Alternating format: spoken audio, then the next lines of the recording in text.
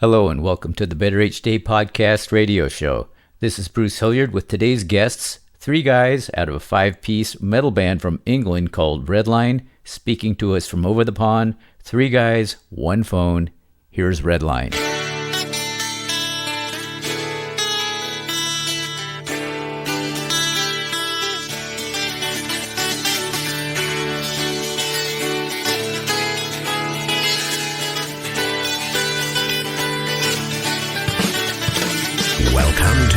Each Day podcast radio show with Bruce Hilliard. Today and every day, reaching out for innovative ideas in every way. Today's show is brought to you by your future. It comes with a lifetime guarantee. Make a better each day now, baby. Better in every way. Well, let's start out with, how were you guys formed? How was the band formed? Were you a newspaper ad or Match.com? No, it's a long old story. Mark and I have known each other for quite a few years, and we've always done various bands together. And one of the many sort of versions of the band sort of fell apart. And then we both got an interest in the Isle of Man TT races. And we go there every year on the bikes, and we decided, I don't know what it's like in the States, but over here, every time the Formula One's on the TV, there's that chain, the Fleetwood Mac song, does Formula One, and it's played all the time. And there's nothing for the bikes, and we thought, you know what, we should write a song for the Isle of Man TT. And we wrote King of the Mountain, that then got used on the TV. And really, that sort of formed, that's the reason for writing a whole load of new songs. And we've got an album out, and got the song on the telly, and we've had it on the pinball machines, and video games, and all sorts. So that was the catalyst, I guess, really. Yeah, I saw that. Who am I speaking to? It's Aid. Aid, okay, that's what I was thinking. Okay. You're one of the founding guys. I am one of the founding fathers, yeah. There's a big rocky formation around the corner with my face carved into it. It's amazing. That's wonderful. They call that Mount Rushmore in America. So that's got to be the coolest thing ever, having your music played on like video games and pinball machines and stuff like that. Bruce, I can't tell you. It's quite surreal, actually, because, well, you know, we do the whole thing because we enjoy it. That's the most important thing. We all get on really great as a band, and we have some good fun with it. And it's, you know, we've all got regular sort of jobs and families and all the rest of it, but this is a real sort of thing that, you know, when you're a sort of spotty youth, and for my personal sort of side of things, I heard Bat Out of Hell by Meatloaf, and it completely changed me. Yeah. Then I heard Van Halen play a guitar, and that completely changed me even further. And I've never been quite the same since. So to get half a chance to do something approaching those sort of things, it's fantastic, you know. It's funny you mentioned Bat Out of Hell. That's Todd Rundgren on all of that guitar. That's right, yeah, indeed it is. And still got the best motorbike guitar sound I've ever heard. Yeah, I think so. I think you're right. So you got Chris. Chris is the other guitar player, right? That's right, yes. Yep. So I joined the band not long ago, maybe about 2.5 years. He's the new guy. Yeah. So I'm the baby. Young Chris. Okay, and then you have Reg on bass. That's me, yep. Reg. I've only been in the band for, 7 or 8 years, I guess? Yeah. Not even a decade yet. Reg and I go back a long time. As, again, sort of 17, 18-year-olds who wanted to live that rock and roll dream. I answered an advert that Reg had put out in the local, What Have You? Why magazine? I was living out in the country south of Birmingham, and there wasn't a great deal going on when I was 17. I kind of auditioned for 1 million bands who were all just not very good, and I needed to. So I spread the net a bit wider and put an ad in the local paper, and met Adi through that, and we've been good buddies ever since, making a noise and all of that stuff. Yeah. For God, I don't know what's that. Well, only 27 years. Don't even go there. It's longer than I care to remember. Yeah. So Kez and Mark are not at the beating, so they're the ones that you select for intense criticism. That's the rule. So we talk smack about them and tell them not to listen to the episode. They're used to it. We might need a lot over it. So tell me, let's talk about Gods and Monsters. What was the inspiration behind that? It's a few people have commented we've got a slightly darker side to the new stuff from the last album. And do you know what? It's quite a heavy sort of doomy sort of riff almost. And Mark does the lyrics, and we keep an eye on the news and everything else, and we get as frustrated as everyone else about the general world politics. And it just came out of that, really. Religion and politicians seem to cause a lot of trouble, and that's where it sort of stemmed from, really, the idea.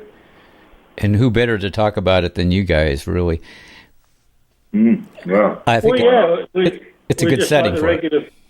I'll just say we're just like the regular guys, who come and see our gigs. We're just normal, regular people looking at the world in the same way that everybody else does. And, hey? I'm not. Okay, well, he's not normal. You're not normal? Just that kind of messed up. You feel you don't have much control about what's going on and, and all of that. And it's desperate stuff as well. I mean, it's some of the things going on, man. Where'd you go with it? The people you think of, the leaders and the people to look up to. Yeah, they seem the most corrupt. And they're making it up along with the rest. They're not making it up as they're going along. And of course, we've got Brexit. You may have heard of it. Yeah. And it's all oh man alive! It's all they've talked about for about 3 years over here. We're no nearer sorting it out, and it defies belief. Now, you lose all faith in the people that should be cast iron, arrogance of virtue, and they're not. And it's all along those lines, really, just questioning the whole sort of... Yeah, I've always felt that way, too. They should be our best and brightest. We're going through an impeachment with our president over here. We got you top. Yeah. We're kind of running parallel with you at the moment, I think. We thought you guys had it bad, and then the wheels came off on our side as well. You can't top us. We've got Mini-Me in charge over here. Who? Mini-Me's in charge over here. It's a Trump, So, it's all... you can't believe it, actually. I mean, we've had 2 prime ministers that haven't been actually voted in on an election in a row. They've been voted by, 2,000 members of the Conservative Party have actually voted them in. And now we're stuck with them. But then no one wants a Labour government here to say, hey, I don't know. Don't want to get political. Yeah. Gods and monsters. Yeah, there you go. Okay. As we sometimes say, politicians or politics is just show business for the ugly people. That's right. Show business for the people. Because, they're only interested in their ego. Could you put that quote to Chris Bassner? I think it's brilliant. Well, I'm glad you figured it out. Maybe that'll be the next title cut for your next album. Well, yeah. Why not? Entertainment for ugly people. Was that what it was? Showbiz for ugly people. Show business for ugly people. Brought to you by Redline. Yeah. Oh God! No, now I get in trouble from the person I stole it from.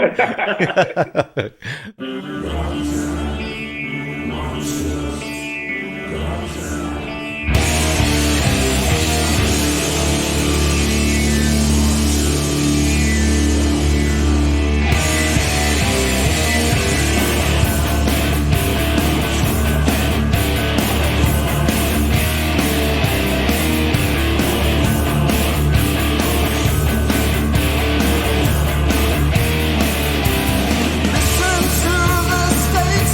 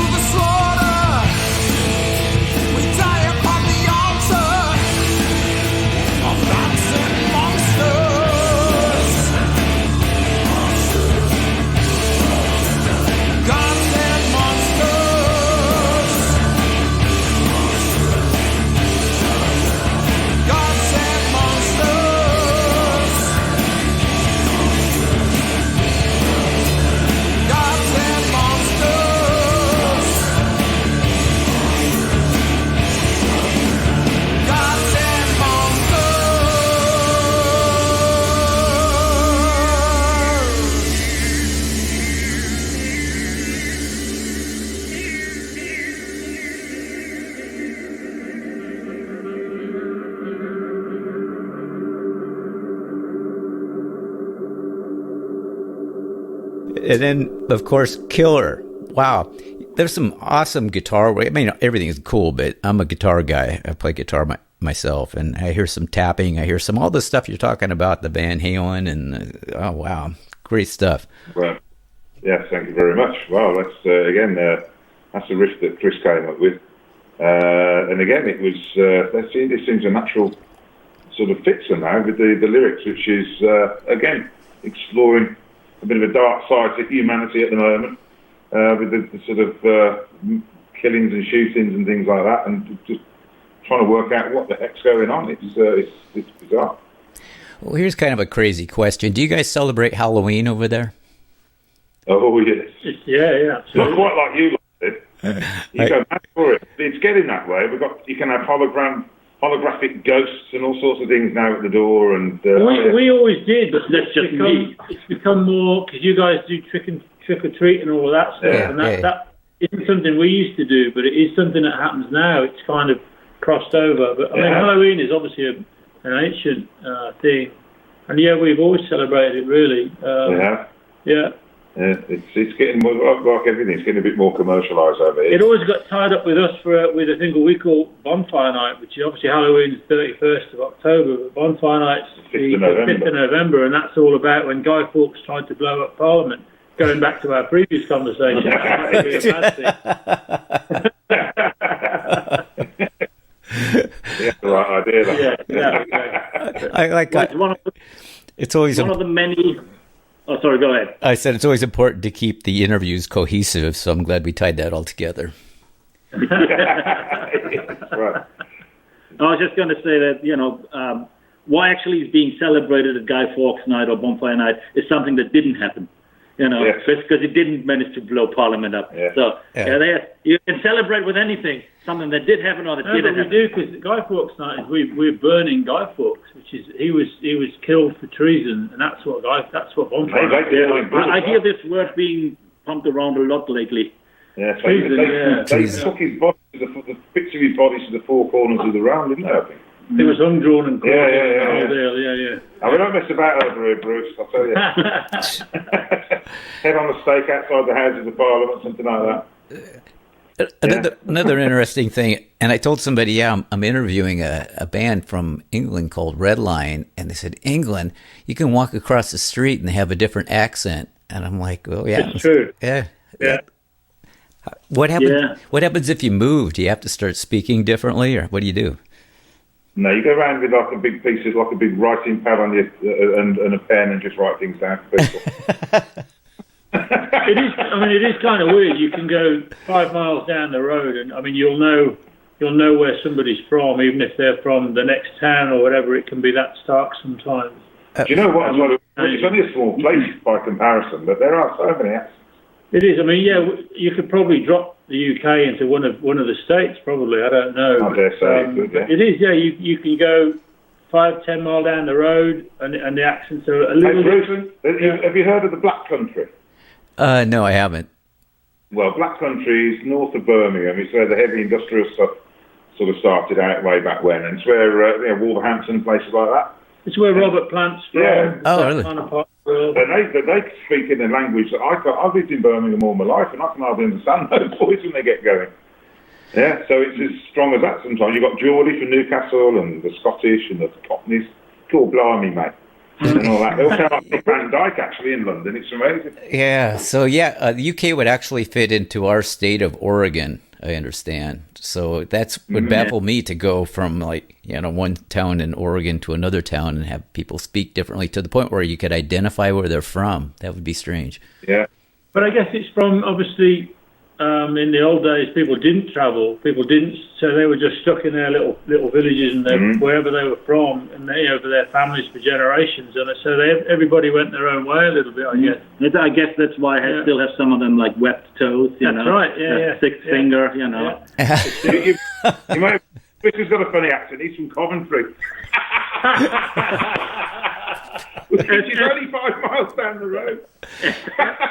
Well, to be fair, as you've noticed, the two other gentlemen have an accent of their own, which is kind of a Birmingham accent, which I have to say, it's a really great accent not to have.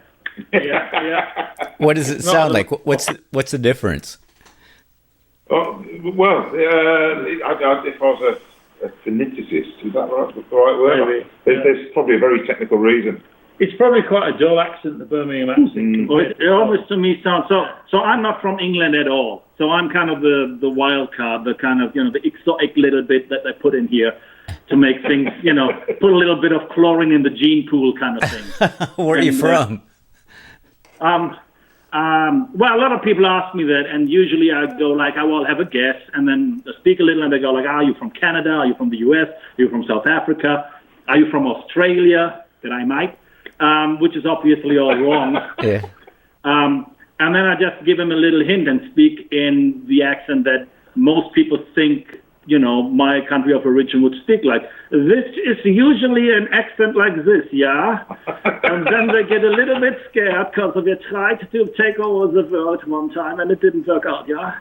Oh. And then I turned into this Kent version of myself. That's Coventry. Well, that's Coventry, yeah. So does that mean... I'm from Germany to just release the tension here that was helpful. I figured it out. I was trying to figure out if you were a god or a monster. Oh, well. Ooh, nice one. I don't know. I'm really an angel. You're an angel? Yeah. You're a... How about you about the riff to Killer, right? Yeah. And interestingly enough, that riff came a little bit from, I was listening to Judas Priest's latest album, which I think is called Firepower or something. Yeah, that's right. And that kind of was the inspiration. Funnily enough, they're kind of, British heavy metal as well. So yeah, also Birmingham, from the Black Country. Yeah. Birmingham's from Black Country, yeah.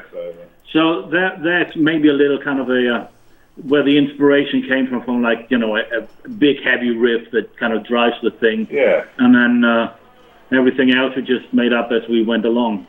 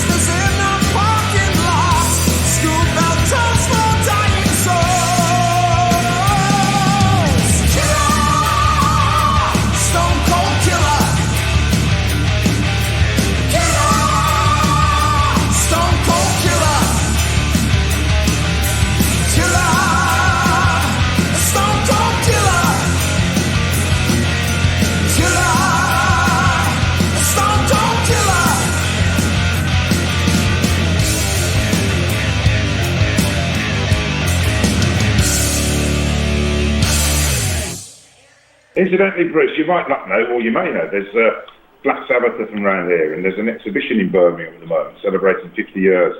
And they've credited the whole heavy metal sound to Black Sabbath due to the heavy industry and the sort of the ironworks and beating machines and all sorts of stuff.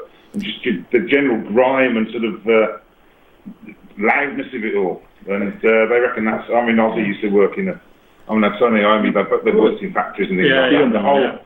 The whole area back in the day was pretty... it's full-on industrial. I mean, that's where they think the birthplace and the whole sound came from, really. Well, let's be honest. It rains about 9 months out of the year. You don't make like Beach Boys music when you do. I can relate to the rain. Yeah, I come from a rainy area of Washington State. Yeah, exactly. Seattle is quite has a bunch of seasons as well, doesn't it? Yes, it does. But back to Black Sabbath. You recorded this album at Rockfield Studios, correct? We did indeed. The very famous. Very cool experience. Yeah, it's fantastic. It's one of those bucket list things, really. Everyone that you've ever liked has been there at some stage in their career, and it was down the road almost 100 miles away, and we had to do it, and we did, and it was great. And funnily enough, when we were there, they were recording a documentary about Rockfield Studios, and Tony Iommi was in the studio next door doing a bit for some... I don't think it's been released yet, has it? No, they're still recording it, I think. Yeah. So Bohemian Rhapsody was recorded there, I understand. That's right, yeah. In the room we were in, The piano that Freddie used is still there. It's the same piano. Wow. It's got to be the most photographed piano in the world, because everybody who goes in there wants to sit in it and pretend they can play. I played it. I played the thing badly. But cross-handed. Yeah, and I've got video of that, and 3 seconds will always be mine. So you could say that you wrote Bohemian Rhapsody now, right? Well, I played a rendition of it. A rendition, yeah. And it's pretty cool, because obviously the film came out last year, and what they did for the studio, it wasn't. They went to the studio to take some photos to make their sort of camera look like the studio. It wasn't the same place, but it had the same sort of feel. It 2-inch tape machines everywhere. It still looks very similar, I should imagine, to the mid-70s. I mean, it's not a museum; it's a working, living studio. That they're still there, making music with people every day. It is an amazing place. It's got a massive history. And we had the guy producing it, Nick Bryan, who's Brino. He's been there since he left school, and he's been started off as a T-boy, then the engineer, now producing. And the stories he was telling us about Oasis and Thunder and the Darkness and all these sort of people. It's just legend. The place is magic, actually. It really is magic. It was a privilege. It really was. A privilege, yeah. Yeah, that's awesome. I'm envious. Well, they should make it a museum if it ever stops trading. But I don't think it'll ever stop trading. There's so many people who just want to be there all the time. I think rain's inspirational, though. It kind of keeps you inside. Where I come from, we formed what we called garage bands, and everything was to get out of the rain, basically. But and then the guy with the loudest amp was the lead guitar player. The guy with the PA was the singer, and that's how you chose who played what. If a guy had a band, he was the manager. I should be our manager then. I'm in charge of logistics.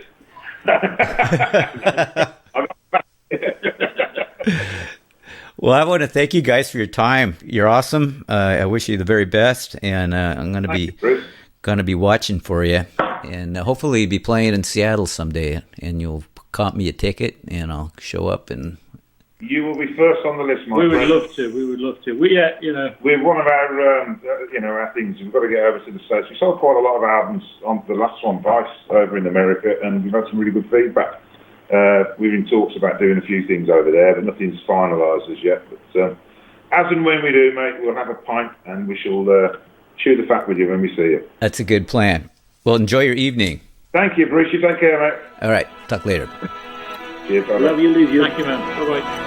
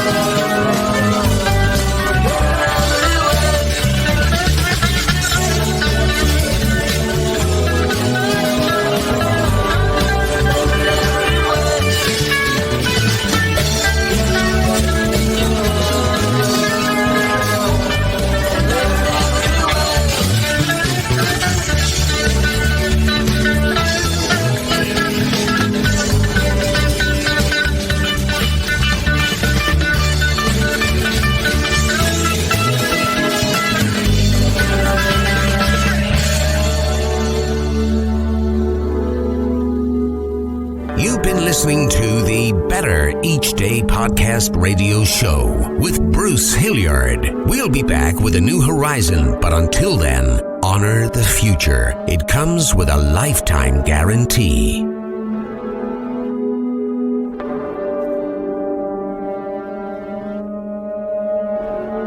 And we're all just trying to make the next day a bit better.